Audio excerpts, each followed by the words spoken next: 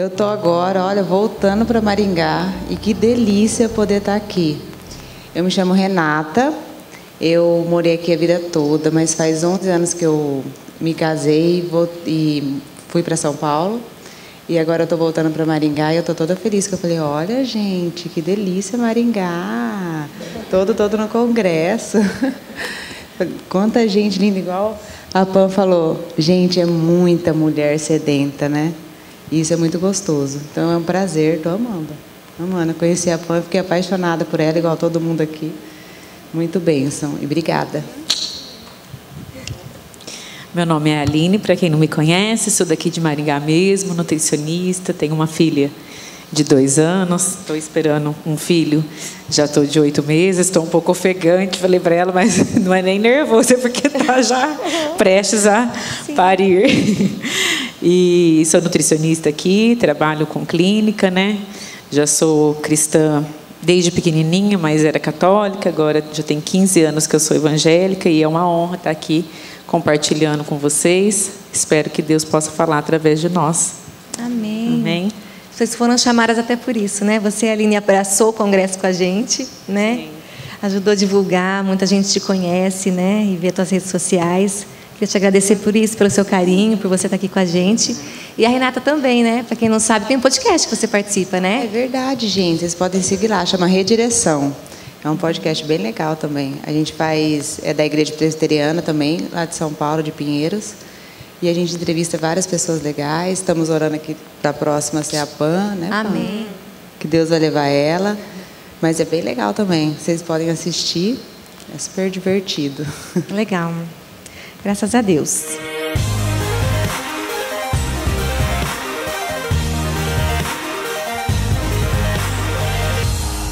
Eu vou fazer a pergunta e quem se sentir mais assim... Olha para mim, ela já olhou para mim. Que conselho você daria a si mesma se estivesse na casa dos 20? Alguém aí se arrisca a aconselhar? Nos 20 anos de idade. Ou se cada uma quiser falar um pouquinho também, pode ser. Bom, eu vou falar... Vai demorar, né? Porque imagino tanto que eu ia falar. Mas uma coisa que eu falaria era... Ouça mais a voz de Deus. Fique no silêncio. Eu acho que teria mudado algumas coisas. Às vezes a gente acha que... Eu não sei vocês, né, gente? Mas eu, às vezes, falo... Oi, Deus. Está demorando. Está no silêncio. Mas é no silêncio que Ele trabalha. E eu acho que eu falaria isso. Espera mais. Ouça mais. Fica mais em silêncio. Eu creio que, às vezes, algumas coisas teriam sido diferentes. Mas, graças a Deus por isso, a gente também aprende, né? Então, e aprende, às vezes, no sofrimento, mas aprende e tem mais fé também, né? Acho que eu mudaria isso. Amém. Alguém quer falar mais alguma coisa? Posso falar? Pode. Eu falaria mais maturidade e posicionamento, porque eu me achava, com 20 e poucos anos, eu me achava muito madura, né? Gente, desde os 15 anos, 14 anos trabalhando, então sempre tive uma vida assim, meio precoce até, e achava isso positivo, porque sempre estava fazendo e acontecendo. Então, eu com 26, 27 anos já me achava uma super mulher, e foi a fase mais imatura que eu já tive na vida, muito mais do que os 15 anos. E já estava na igreja, mas assim como a Pamela falou, a gente às vezes está louvando, está no culto, está no ministério, mas não está madura na fé, não está posicionada. E hoje, com quase 35, que eu já faço mês que vem, eu vejo o quanto eu amadureci. Dos 27, 25 até 29, eu fui a fase mais imatura, mesmo na igreja. E hoje, com 35, eu vejo que faltou muita maturidade, que eu poderia ter feito muita coisa diferente, né? Mas amém, a gente é vaso para ser moldado e Deus vai fazendo aos poucos. Mas acho que eu mudaria isso. Legal. Sapato, né, gente? Para sair bonitinha na As foto? mulheres elegantes aqui do meu lado te aprende essa calça. A próxima pergunta seria assim: como a mulher cristã deve pensar sobre prosperidade, ambição e ser bem-sucedida? Prosperidade, ambição e ser bem-sucedida. Como que a mulher cristã deve pensar acerca disso? Eita. Acho que é Gente, tu? eu já falei tanto. Acho que meus alunos já estão até rindo, já até sabem o que eu vou falar. Já sabe, né? Moral do impossível? Ai, gente, a gente teve um encontro no Zoom. Nós temos uma comunidade que antes era um discipulado, eu tinha os meus cursos, e o Senhor falou agora vai ser uma comunidade. E a gente não tinha muita dimensão o que seria isso, mas eu sabia que o Senhor queria gerar conexões. E o Senhor nos direcionou a fazer Zoom, né? Porque geralmente era uma aula gravada, às vezes era ao vivo, elas podiam conversar no chat, mas era só eu aparecendo, né? E o Senhor direcionou a gente para fazer Zooms. E tem sido lindo o que o Senhor tem feito nesses Zooms. Porque o Senhor dá o tema de um jeito que eu falei, meu Deus, eu não sabia que tinha tanta mulher com moral do impossível em casa. Para quem não sabe, né, esse moral dos sonhos, esse moral do impossível, é algo que você, né, pensa ali, quais são os meus sonhos? Ah, eu quero ter isso, eu quero ter aquilo. E você vai colocando nessa grande cartolina tudo aquilo que você gostaria de ter. Né? Aquelas bênçãos que você gostaria de ter, aquela prosperidade que você gostaria de alcançar, aquela casa, aquela viagem. E você vai construindo ali o seu pequeno mural. E quantas mulheres têm se prostrado diante desse mural? Diante desses sonhos, diante dessas ambições. E a verdadeira prosperidade, gente, o Senhor, gente, presta atenção. Dinheiro, né, ouro, né, quando a gente pensa em riqueza, a gente pensa em ouro, em prata. O nosso Deus, ele é dono de todo o ouro e de toda a prata. Na Nova Jerusalém, sabe para que serve o ouro? Para ser asfalto, para ser pisado. Né? Essa é a importância do dinheiro. A palavra de Deus fala que neste mundo só existem dois senhores. E muitas vezes a gente acha que Satanás é senhor. Satanás não é senhor. Cristo foi posto cabeça de toda potestade. Na autoridade do nome dele, nenhuma potestade fica. Então, Satanás não é senhor, mas o dinheiro é. As riquezas são. E ou a gente vive uma vida perguntando tudo para Deus, ou a gente pergunta para o dinheiro. E a gente canta que o Senhor é o nosso Senhor, mas eu pergunto para o dinheiro que faculdade eu vou fazer, eu pergunto para o dinheiro se eu posso casar ou não. Às vezes eu pergunto até para o dinheiro com quem eu posso casar ou não. Meu marido, gente, era estagiário. Não tinha dinheiro para sustentar. Mas se eu tivesse perguntado para o dinheiro, não teria casado. E a gente pergunta para o dinheiro quantos filhos ter.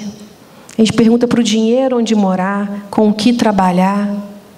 Ou seja, a gente vive uma vida tendo o dinheiro como Senhor. Porque se eu pergunto tudo para o dinheiro, quem que é o meu Senhor? Então, se a minha prosperidade é uma prosperidade financeira, quem que é o meu Senhor? Então, se você quer realmente ter uma vida próspera, entrega os teus sonhos. Entregue esse teu mural de sonhos, de prosperidade, de carreira, de qualquer coisa que seja. Sabe, eu falo, Senhor, é tudo teu. Rasga. Rasga, porque eu não quero viver os meus sonhos. Eu quero viver os sonhos do Senhor. Então, quando eu penso assim, em prosperidade, em riqueza, em governar, né? Tem falado muito isso, o cristão tem que governar, quer governar? Senhor, onde eu colocar a planta dos meus pés, que o teu reino seja estabelecido. Amém. Senhor, onde eu pisar, que o teu reino venha, que o inimigo saia, que pessoas sejam libertas, que pessoas sejam curadas, que pessoas sejam salvas. Isso para mim é uma verdadeira prosperidade. Então não corra atrás da prosperidade, corra atrás de Deus. E as bênçãos dele vão vir. O Senhor me abençoou tanto para esse congresso. Gente, esses acessórios lindos. Tem aqui também, vocês viram? Coisa mais linda. Mulher, e o Senhor, gente, foi tudo. E o Senhor foi dando provisão em tudo. E eu não gosto de café da manhã. Eu não sou de café da manhã. Eu fui no hotel hoje, eu falei, meu Deus, que café da manhã é esse? Quando a gente persegue o Senhor, a bondade dele vem atrás. Eu nunca vivi uma fase tão próspera da minha vida, como eu tenho vivido agora. E não é sobre ter dinheiro sobrando, porque não tem. É sobre a bênção do Senhor vir de todos os lados. Desde que eu vim para cá, e o Senhor falou sobre isso antes de eu vir para cá, a bênção do Senhor está me cercando de todos os lados. De todos os lados. Até da irmãzinha, até corretiva ela trouxe para corrigir, mas já sabe, né? O Senhor foi cuidando de tudo. Até a bolsa que eu ganhei, gente, o meu tablet é gigante, né? É porque era do meu cunhado, ele me deu. Meu cunhado tem 2,10 metros de altura. A mão dele, ele me pega assim, ó, e me levanta. Você não tem noção do tamanho da mão dele. Aí o tablet é grande, né? Eu falei, Senhor, nada cabe. Eu tenho que carregar aquelas mochilas, né, de preta. E na hora que eu estava viva, eu disse, nossa, Senhor, eu vou ir com aquela mochila preta. E o Senhor, você ganhou uma bolsa. E a bolsa cabe, gente. E eu fui agradecer a Sapatos, por favor, né, que me deu a bolsa. Mais sapatos? Por favor. Por favor, mais sapatos, por favor. Eu sabia que tinha um por favor. E ela falou que ia me dar uma bolsa pequena. Mas que ela viu minha roupa e falou assim, não, eu acho que essa cor aqui vai combinar. E ela me deu a bolsa maior, que cabia o tablet. Mas, gente, o Senhor... Gente, se eu for contar todos os detalhes, todos os cuidados, de tudo que o Senhor providenciou, isso para mim é ser próspero. É você, sabe, você vai andando e o Senhor vai dando, e o Senhor vai provendo, e o Senhor vai... Isso para mim é a verdadeira prosperidade. Então não corram atrás do dinheiro, corram atrás do Senhor. E aí as bênçãos que você precisar, o Senhor vai transbordar na sua vida. Amém. E como ser doce?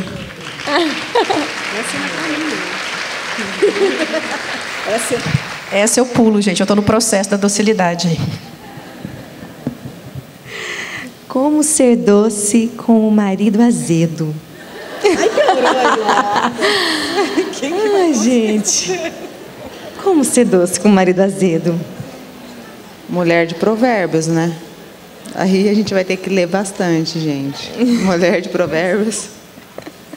Eu acho que só uma mulher cheia do Espírito Santo para conseguir muita isso. oração e levar a vida leve, porque senão... E aí, Aline, quer falar alguma coisa? O seu marido é azedo ou não? Não, ele é muito querido, mas eu sou azeda, eu acho. Eu acho que a palavra não é azeda, mas eu tenho facilidade em me irar. Que conselho que você daria para o seu marido, então? Na verdade, que eu ia falar sobre isso, é que eu tenho buscado também essa maturidade nos frutos do Espírito, né? Que está lá em Gálatas 5, 21, 22. Eu sempre medito nessa palavra e eu falo isso para os meus pacientes sobre o autodomínio, em relação ao corpo, à comida, mas eu tenho trabalhado outro fruto do Espírito, que é a mansidão. Então, a gente tem temperamentos que nascem com a gente, que acredito que não são espirituais, são físicos. Então, eu sou uma boa sanguínea, né? Bem agitada, bem rápida, acelerada. E meu marido é bem lento, bem calmo, bem tranquilo. Eu amo juntar esse tipo de... Exatamente.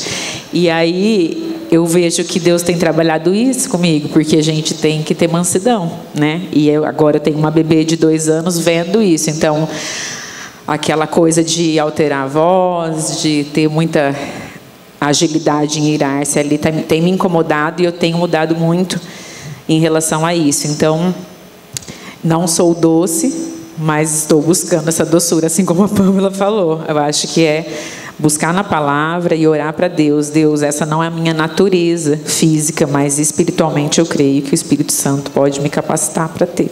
Amém. Amém. Amém. Quer falar, Pô? Eu estou nesse processo, né? Então, assim, a gente precisa entender que a nossa conduta diz respeito a nós. Não é assim, como ser doce com o marido azedo. Se o comportamento do outro muda o teu comportamento, não há maturidade. Né? Então, assim, é aquela questão do copo que eu falei ontem. Né? Se a gente pega um copo de água doce e agita ele, só pode cair água doce. Agora, se não tem doçura dentro de nós, e vem uma pessoa azeda e começa a agitar a gente, não vai sair doçura, porque não tem doçura em nós. Né? Então, às vezes, a gente acha que a gente é irritada porque o marido é azedo. Não, você é irritada porque você é irritada. Então, essa emoção que é sua, que não está sendo provocada por de fora, precisa ser colocada a essa distância. Né? O que essa ira está dizendo? E quando a gente vai para a questão da docilidade, a gente vai para a questão da submissão, se você olhar no dicionário o significado de submissão, lá no finalzinho vai estar assim, docilidade. Então, por que nos falta docilidade? Porque nos falta submissão ao Senhor. Porque nós não estamos sendo submissas ao Senhor. Nós não estamos deixando Ele nos quebrar. Então, à medida que a gente vai deixando o Senhor nos quebrar, o Senhor vai nos enchendo com essa docilidade. E aí não importa se o marido é azedo, se ele está irritado, não importa a circunstância que te agite. Se você está cheia do Senhor, o que vai sair é o Senhor. Não vai sair. Então, assim, a única solução, amiga, é se encher do Senhor mesmo, como foi dito. A gente estava, há um tempo atrás, a gente foi entrevistar o pastor Nicodemos, eu não sei se vocês conhecem. Tio Nico. É isso. E aí ele falou uma coisa que eu lembro praticamente todo dia, achei muito interessante. Ele falou, gente, a gente tem que aprender, que a gente tem que acordar e orar para ter força para orar. Porque tem dia que a gente não quer nem orar. Então a gente tem que orar para, Senhor, ajuda que eu pare para orar. Senhor, ajude que eu pare para ter devocional. Porque tem dia que, eu não sei vocês, mas tem dia que eu também não quero. E aí, orar para querer orar. Orar para querer ser doce. Então, assim, e ainda ele fez uma brincadeira, falou assim, não é porque você nasceu Gabriela que vai morrer Gabriela. Com aquela história.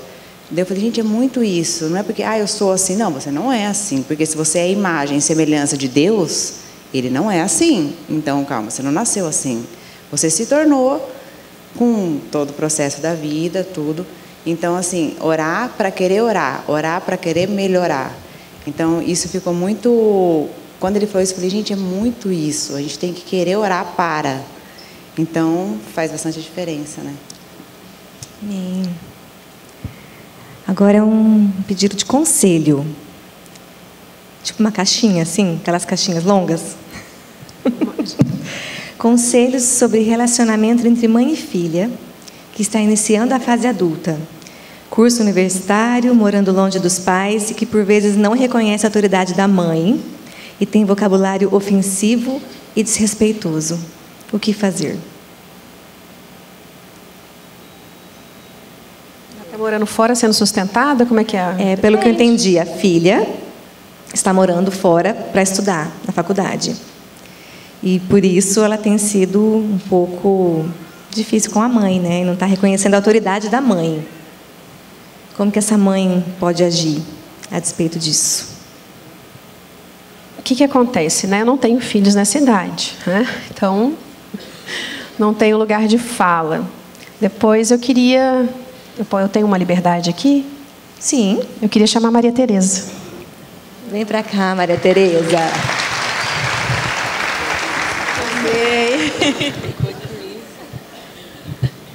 Eita, me chamou pro BO. Tá vendo? A cadeirinha já estava aí, amada. Mas eu ia ficar mesmo, mas não sobrou microfone. Então a gente divide. Gente, isso é BO mesmo. Os nossos filhos, a gente cria os nossos filhos para que eles honrem pais, né? A palavra do Senhor diz que os pais, a gente deve honra aos nossos pais velhinhos. Na obediência, porque não vou entrar nesses detalhes, mas a honra é a honra. Se está havendo desonra é porque tem pecado. E o pecado a gente tem que tratar. E muitas vezes a gente não quer tratar o pecado porque a gente ama demais. Porque a gente tem dó dos nossos filhos. Aí o filho às vezes dá uma palavra para a gente, aquilo entra igual um raio no coração. Mas ela é meu filhinho. É a menina, né? Que está na faculdade. Menina. Então ela é minha filhinha.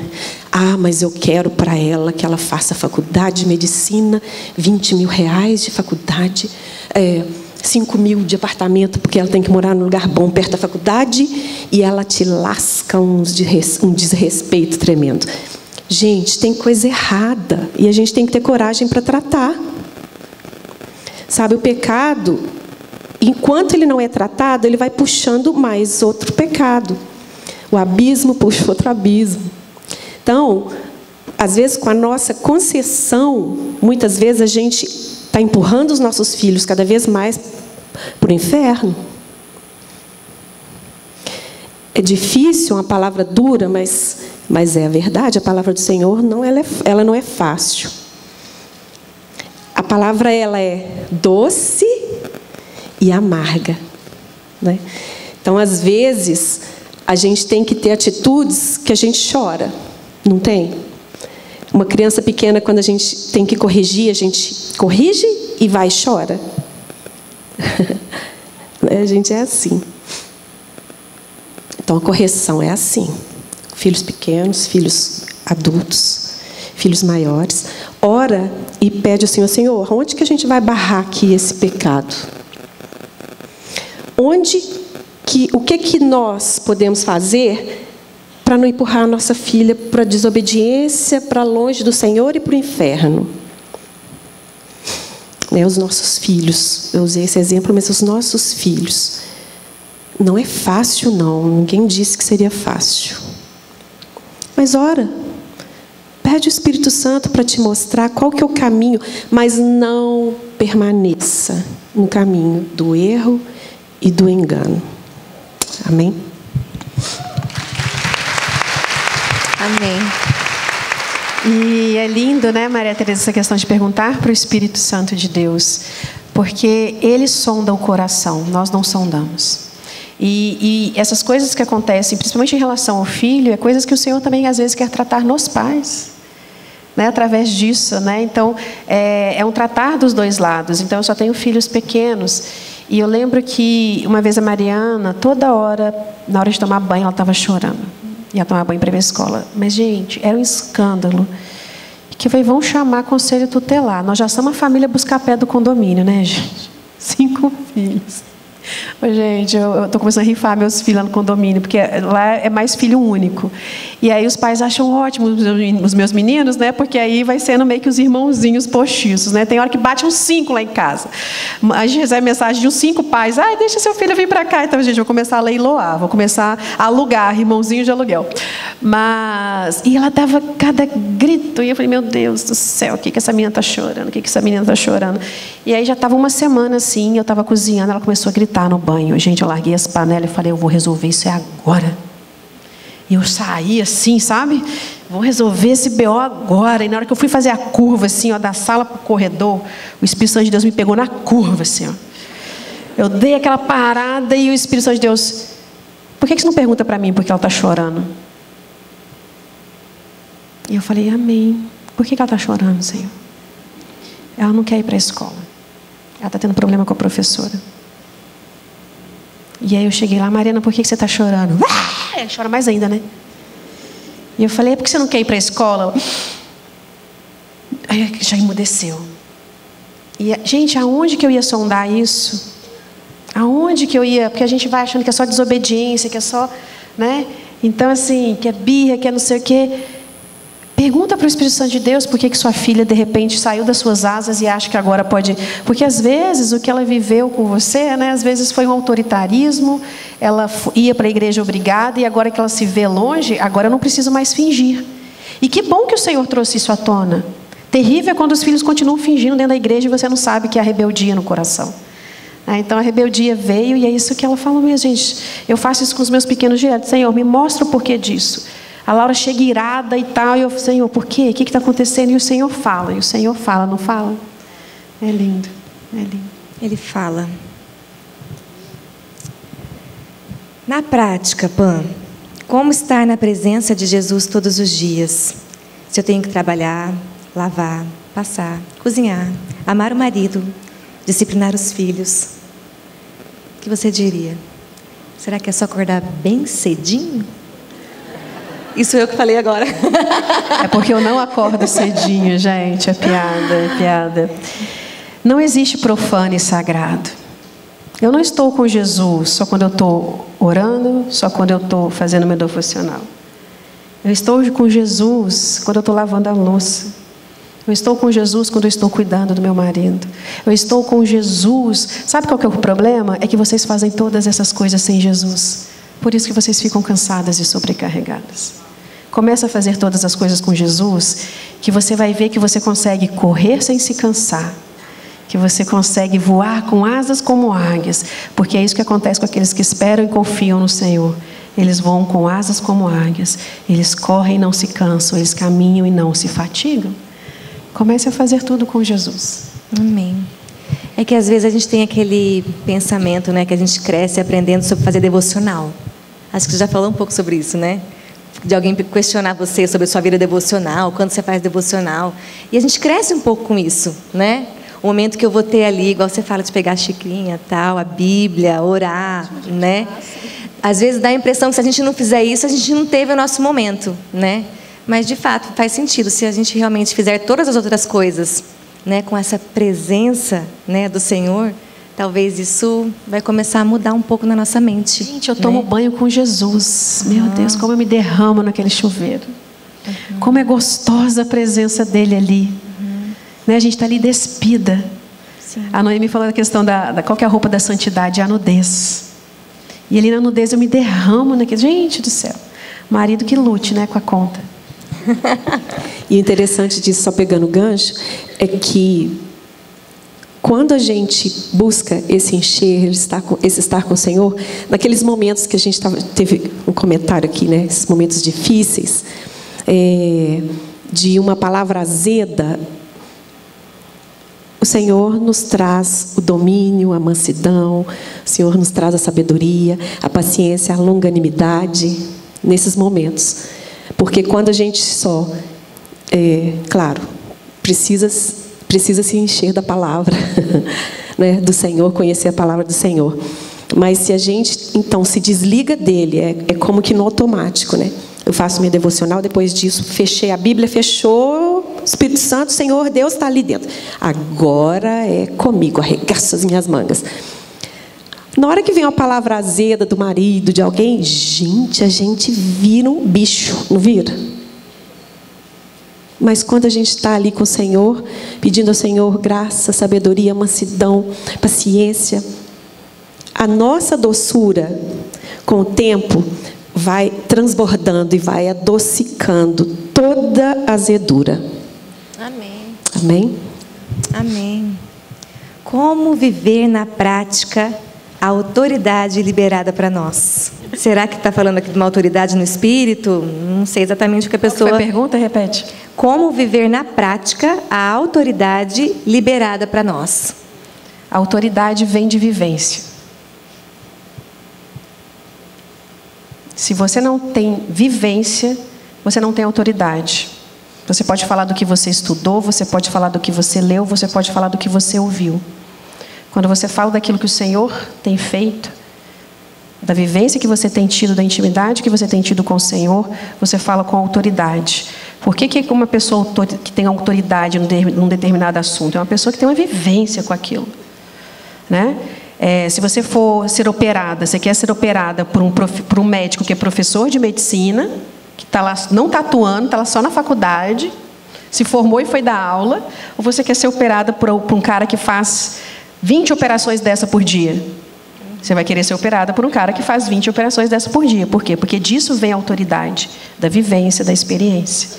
Então, se a gente fala daquilo que a gente não vive, daquilo que a gente não crê, daquilo que a gente não experimenta, não há autoridade. Né? Então, você quer ter autoridade em algo? Viva isso que você está falando. Amém. Isso que eu falei, tem que chamar Maria Teresa para falar sobre filho de 18 anos. Eu não tenho autoridade para falar sobre isso. Eu não cheguei nessa fase, né? E a gente precisa entender que a gente não precisa falar de coisas que a gente não vive. Às vezes a gente vai se colocando nesse lugar, não, eu preciso falar de todas as coisas. Não. Ó, deixa eu passar o microfone para quem tem autoridade para falar. Né? Então, sabe, fale naquilo que o Senhor está tratando na tua vida, aquilo que você tem vivido, porque aí você vai ter autoridade naquilo. Amém. Essa é meio polêmica. Pode olhar para mim. Vou olhar para a rainha das tretas já ficou para trás.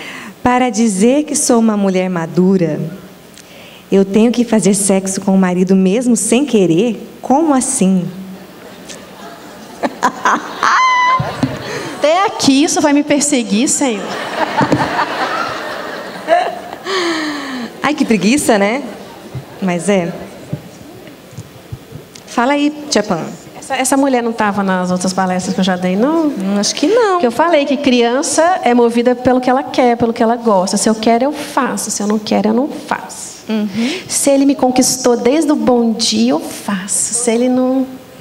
Se ele foi romântico, eu faço. Se não, não. Porque ele tem que fazer de tudo, né? Ele tem que cumprir todo o cronograma que eu idealizei na minha cabeça para então eu ter relação com menina. Conto de fadas, né? O que a palavra adulto, de Deus... Né? Oi? Vida de adulto, então, resumindo, né? Somos adultos? Somos adultas, né? Então, vamos lá. Aí a gente precisa ir para a palavra de Deus. Ah, eu tenho que fazer relação sexual com meu marido sem eu querer? Bem, então, você tem que fazer só aquilo que você quer? Quem faz só o que quer, anda pelo pendor da carne. E o pendor da carne dá para morte. Quando o Senhor quer castigar alguém, o que ele faz? Ele entrega essas pessoas às suas próprias vontades. Então, você quer ser guiada pela sua vontade? Ou por aquilo que Deus fala que é bom, que é santo, que é justo? Porque se é assim, eu só vou fazer sexo quando eu tenho vontade, seu marido só vai fazer as coisas que você quer também quando ele tiver vontade.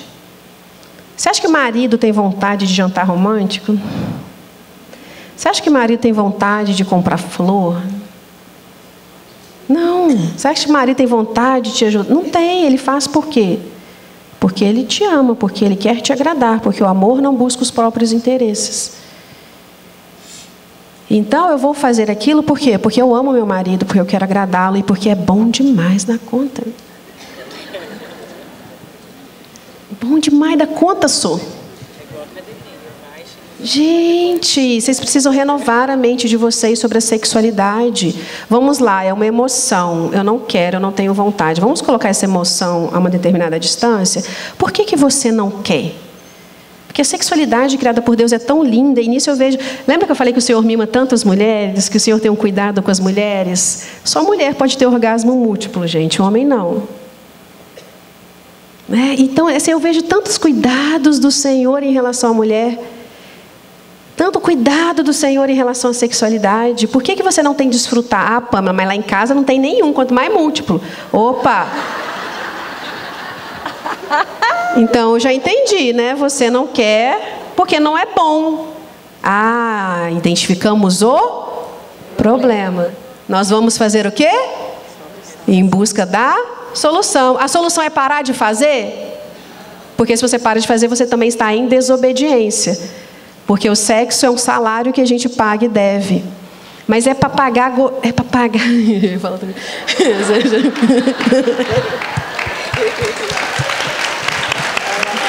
Oh, gente, o Senhor tem tanto deleite. O nosso Deus é um Deus de prazer, o nosso Deus é um Deus de deleite. A sexualidade é para ser vivida com deleite. Se não está, tem um problema. Se não está legal o negócio, tem um problema. Eu falo com o João, né? Tem um livro muito lindo, Carinho, do Gary Thomas. É lindo esse livro. Todos os do Gary você Todos recomenda, do Gary, né?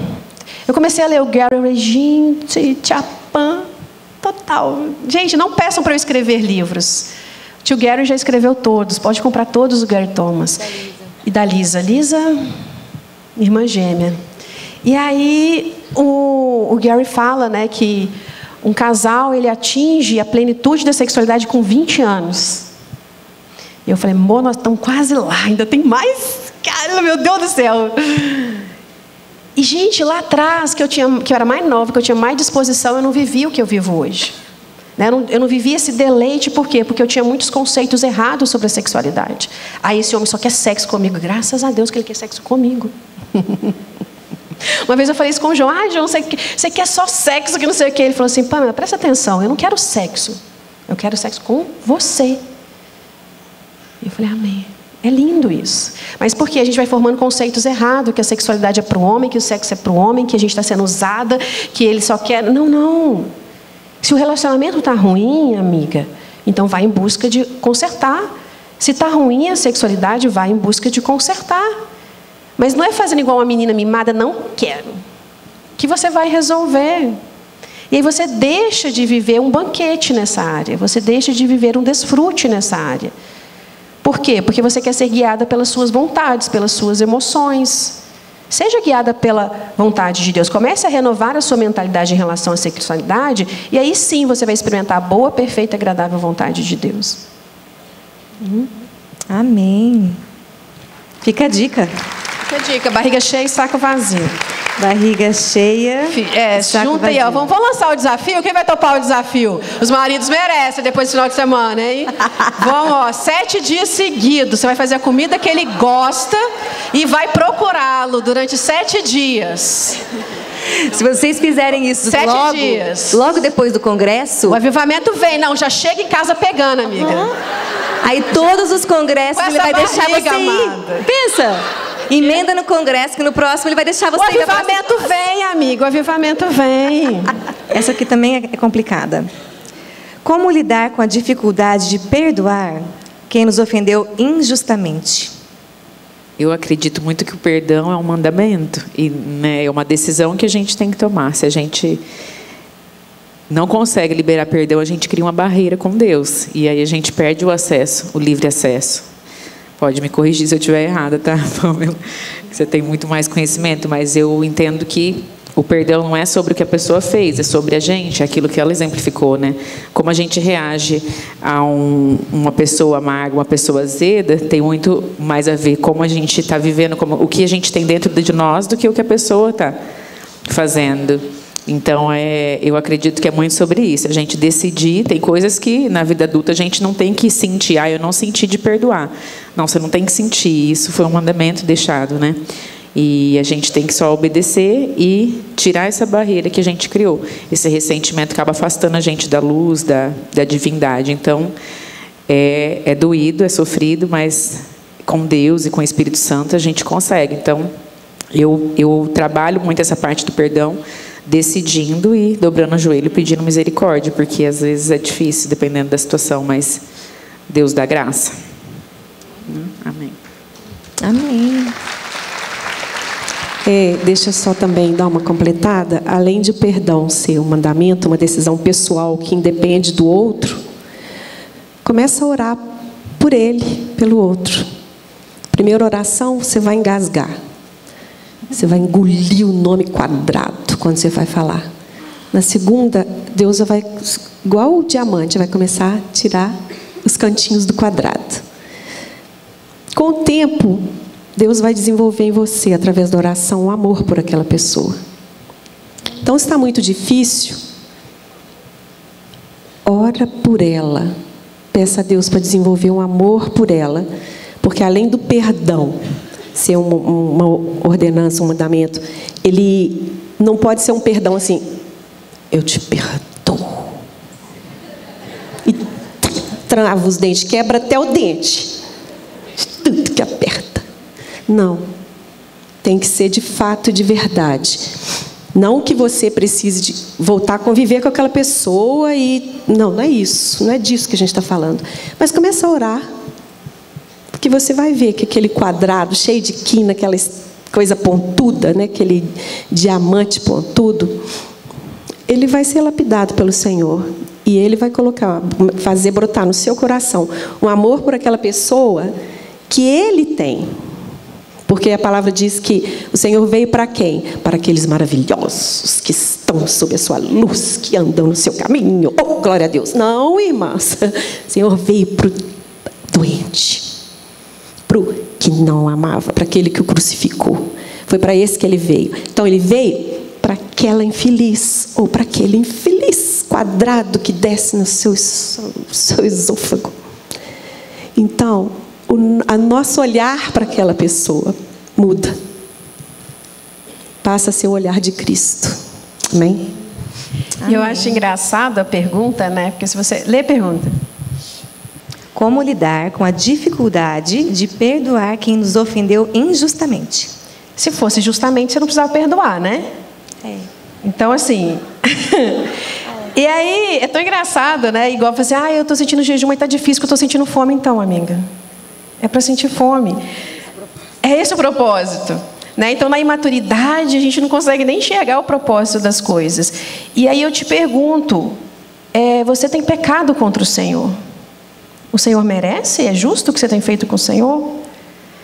Né? E a gente peca o tempo inteiro. Então, quem tem dificuldade de perdoar é quem tem dificuldade de entender o tamanho do perdão que recebeu. Que é a parábola do cobrador incompassivo. Né? Que ele teve uma dívida tamanha, gigante, perdoada. Porque ele clamou por misericórdia. E aquele rei teve misericórdia dele, falou, não pode ir embora sem pagar. E ele sai dali e cobra uma dívida desse tamanhozinho do irmão.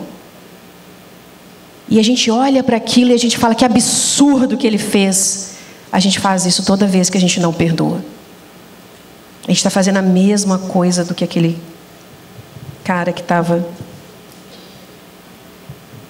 fazendo aquilo com o irmãozinho, tendo recebido tamanha graça, tamanho perdão. Então, quando a gente entende o tamanho da graça, o tamanho do perdão, amiga, não tem como. Não perdoar é você tomar um copo de veneno e esperar que o outro morra. Não perdoar é criar raiz de amargura. E a palavra de Deus fala, longe de vós toda raiz de amargura. Então, perdoa. Olha o tamanho, Senhor, ele me ofendeu desse jeito. Eu tenho te ofendido? Aí só senta, amiga. Só senta e você vai ver o tamanho da tua ofensa contra Deus. Aí você perdoa e aí você fala para o outro, eu te perdoo, irmãozinho, vamos junto, porque nós temos uma caminhada longa para sermos como o Senhor, né? Amém. Quem somos nós para não perdoar? Por fim aqui, Pamela, você disse que maturidade é a unidade de comportamento e de linguagem. Por favor, comente. É isso, né? É uma unidade de comportamento e de linguagem. Coerência. Ou seja, é uma vida íntegra. Eu vou ser a mesma Pamela aqui do que eu sou em casa, do que eu sou em qualquer lugar. Eu sou a mesma Pamela na alegria e na dificuldade. Eu já alcancei isso? Não, gente. Mas hoje existe muito mais unidade na minha vida. Eu era uma pessoa assim, completamente diferente, dependendo do ambiente que eu estava. Ontem a Renata estava comigo, né? Ela falou justamente isso. Nossa, Pamela, você é igualzinho na internet. Você é igualzinho. As mulheres me veem, né? E falam assim, nossa, porque às vezes a gente vê uma pessoa na internet e quando a gente vê pessoalmente ela é diferente. Então a gente precisa buscar essa unidade, sabe? A gente precisa ser, se eu sou doce, eu sou alegre aqui, eu preciso ser doce e ser alegre em casa. Né? Então, assim, se eu sou doce, porque às vezes é muito mais fácil a gente ser doce e alegre aqui. Agora, na dificuldade lá dentro de casa é difícil. E o meu processo falou assim, Senhor, eu quero ser doce e alegre dentro de casa. Eu já alcancei isso? Não. Né? Porque a gente tem toda uma conduta que a gente foi moldada na sociedade, né? De comportamento. Então, é muito mais fácil a gente ter um comportamento mais adequado fora de casa do que dentro de casa. Mas eu tenho buscado justamente essa unidade. Eu quero ser a mesma. Eu quero que os meus filhos saibam que aquilo que as pessoas falam de mim é aquilo que eles veem dentro de casa. Então, assim, hoje vindo para cá não, hoje de manhã meu marido me mandou uma oração. E eu falei assim, Senhor, eu chorei na mesa do café da manhã, tinha mulheres aqui que estavam comigo lá no café da manhã, e eu quero ler só para exemplificar essa questão, tá, gente? Isso aqui não é para exaltação minha, não, mas é porque eu chorei ao ler isso. Porque eu sei que por muito tempo eu era muito educado, eu era muito dócil, eu era muito tudo para os de fora. E para os de dentro, meu Deus, os de dentro tinham a minha pior versão. E os de fora tinham a minha melhor versão. Eu falei, não, eu quero a minha melhor versão para os meus. Gente, o caminho ainda é longo, mas ainda é longo. Mas nós não somos das que retrocedem. Porque o Senhor não se agrada. E graças a Deus, o caminho é longo pela frente, mas eu posso dizer que eu já não sou mais quem eu era. E aí hoje de manhã o João falou assim, olha, bom dia, minha linda. Que nosso Deus abençoe a todas vocês nesse dia. Por isso que eu quero ler para vocês também. Que haja libertação, entendimento, graça e bondade. Sinto muito orgulho de você e do que Deus tem feito em você e através de você. Que se manifeste uma geração de mulheres verdadeiramente fortes e cheias de poder.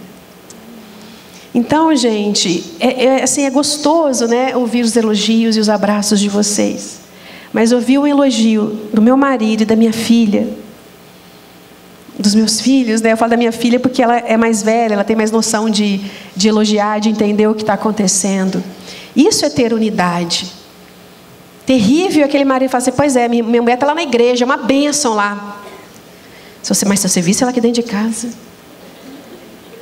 Né? E quando as mulheres me receberam aqui tão bem, E eu falei, meu Deus, e elas fizeram um jantar lindo. Eu comecei a mandar mensagem para minha mãe, meu Deus, olha o que elas estão fazendo. Eu não mereço nada disso. E a minha filha, mãe, você merece. Mãe, você merece. Isso é unidade. Né? Isso é unidade de comportamento e de linguagem. Então a gente precisa caminhar para essa convergência, porque a gente é uma fora e outra dentro. Então a gente precisa começar a trazer o que está ruim, né? E começar a buscar essa unidade. Senhor, eu quero ser a mesma. Se eu estou sendo espremida, que saia o Senhor. Se eu estou na alegria, que saia o Senhor. Se eu estou sendo exaltada, que saia o Senhor, que o Senhor seja exaltado. Se eu estou sendo humilhada, que saia o Senhor. E isso é unidade, né? De comportamento e de linguagem. Eu não falo de um jeito. Já viu aquelas pessoas? Chega uma autoridade, chega, ai, que não sei o que, aí vira para o garçom, ô fulano, você não vai me atender não? Né? Ou seja, uma autoridade que você vê que é uma pessoa rica, às vezes uma pessoa influente, você trata bem. Aí, só que o garçom você trata mal. Ou seja, não há uma unidade de linguagem. Você fala de um jeito com o pobre e de um outro jeito com o rico. Não há uma unidade. Então, na unidade, não importa, você fala com o preso, com o mendigo, do mesmo jeito. Então, às vezes eu vejo assim, e eu não ando com dinheiro, eu não ando com nada. Às vezes eu falo, ô moço, saca para mim e tal, ele esquece. Então, eu não ando com nada para dar, né? Mas eu posso abaixar o vidro, eu posso falar tudo bem com você, eu posso olhar nos olhos, é um ser humano, feito à imagem e semelhança de Deus. E aí você olha e você fala do mesmo jeito que você falaria com a Teresa, que você falaria com essas mulheres que estão aqui.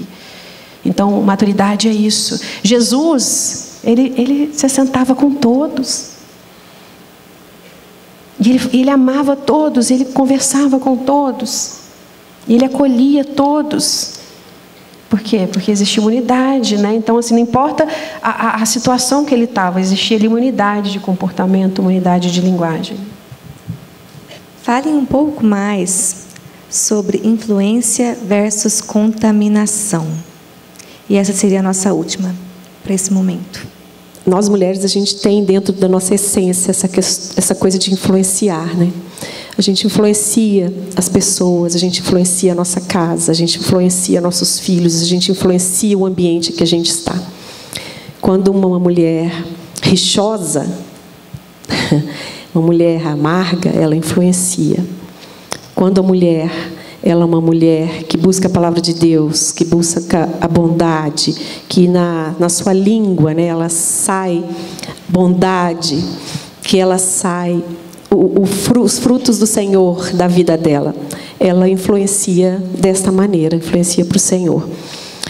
Eu falei uma coisa que a Pamela gostou e algumas pessoas vão se lembrar que eu disse, sobre o espelho. E isso tem a ver com as duas perguntas, né? Com as duas perguntas, duas últimas. Porque, às vezes, a gente quer falar demais. A bruxa, ela quer colocar aquele monte de coisa no caldeirão, né? Isso, o certo é isso. Gente, eu sou meio... Gosto de fazer... O certo é isso, o certo é isso. Eu sou meio assim, quem me conhece sabe. E Deus trabalhou muito já na minha vida, nesse sentido. Mas aí é o exemplo da Pamela, a gente vai colocando tudo aquela coisa ali. Mas a nossa palavra,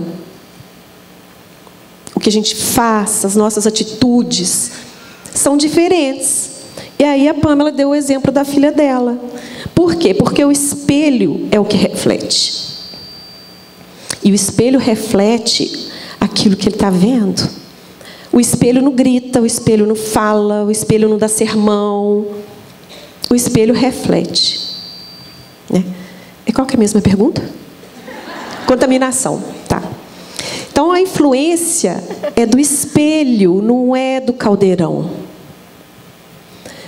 A influência é da nossa vida. Se a nossa vida está cheia do Senhor, se a nossa forma de agir, e de falar e de tratar é do Espírito do Senhor, a gente influencia dessa maneira. A influência contrária, ela é contaminação.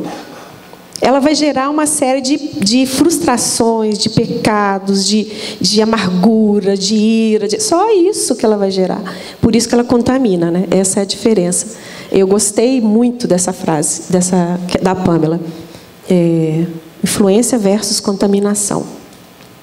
Porque a influência negativa, ela não é influência, ela é uma contaminação. Então, a gente precisa buscar do Senhor, sermos influência e não contaminadoras, né?